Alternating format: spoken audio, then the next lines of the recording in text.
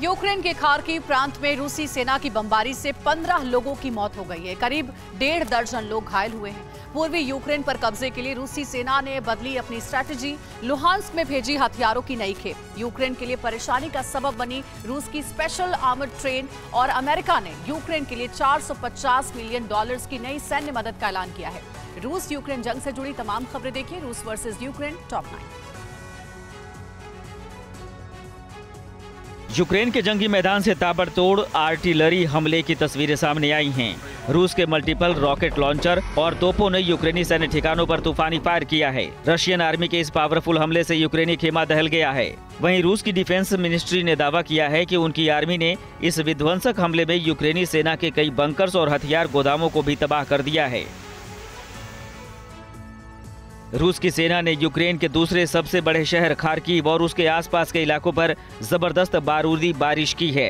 रूस के इस हमले की चपेट में आकर करीब 15 स्थानीय नागरिकों के मारे जाने और 16 के घायल होने की खबर है। रक्षा विशेषज्ञों की माने तो रूसी सेना जानबूझकर रिहायशी इलाकों को निशाना बना रही है ताकि यूक्रेनी आर्मी का फोकस लड़ाई के बजाय अपने लोगों को बचाने की ओर शिफ्ट हो जाए।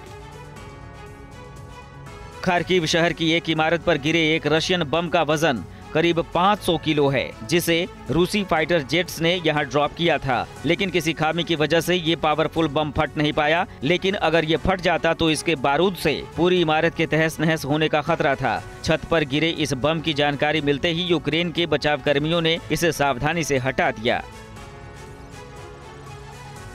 जंग में भीषण तबाही की ये तस्वीरें पूर्वी यूक्रेन के डोनेत्स्क प्रांत की हैं। यहाँ रूस और यूक्रेनी सेना के बीच हुई जोरदार लड़ाई के बाद पूरा इलाका खंडहर में तब्दील हो चुका है। रूस समर्थित इस इलाके में यूक्रेनी आर्मी ताबड़तोड़ बमबारी कर रही है, जिसके बाद यहाँ चारों ओर बर्बादी ही नजर आ रही है। ज्यादातर घर ध्वस्त हो चुके हैं। हर तरफ आग की लपटें और धुएं का गुबार दिख रहा है।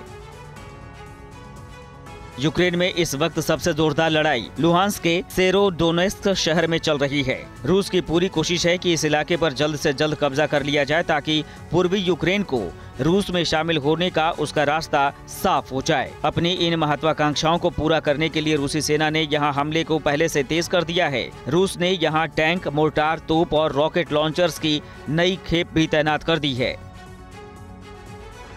यूक्रेनी सेना ने रूस के कई आसमानी हमले को नाकाम कर दिया है। अपने एंटी एयरक्राफ्ट सिस्टम के जरिए रूस की कई मिसाइलों और ड्रोन्स को हवा में ही बर्बाद कर दिया। यूक्रेन की डिफेंस मिनिस्ट्री ने दावा किया है कि उसकी सेना ने पिछले 24 घंटे में रूस के 13 ड्रोन, 4 टोका यू मिसाइल्स, 21 उर्गन रॉकेट को तबाह कर दिया है।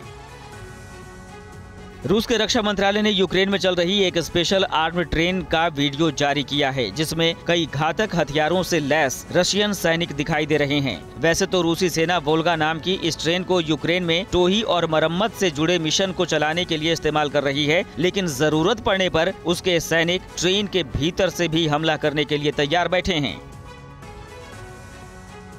अमेरिका ने यूक्रेन को $450 मिलियन की एक और सैन्य सहायता भेजने का ऐलान किया है।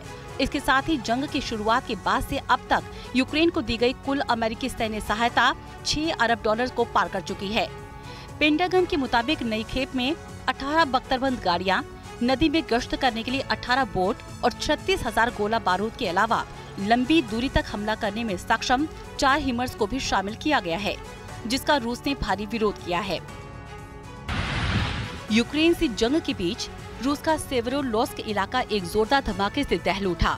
ये धमाका सेवरोडोनेत्स्क के एक गैस स्टेशन पर हुआ। दरअसल यहाँ इस धमाके से पहले ही आग लगी हुई थी और फायर ब्रिगेड इस आग को बुझाने में जुटी हुई थी, लेकिन आग इतनी तेजी से फैली कि देखते ही देखते गैस स्टोरेज तक जा पहुँची, जिसके बाद ये भयंकर विस्फोट हो गया।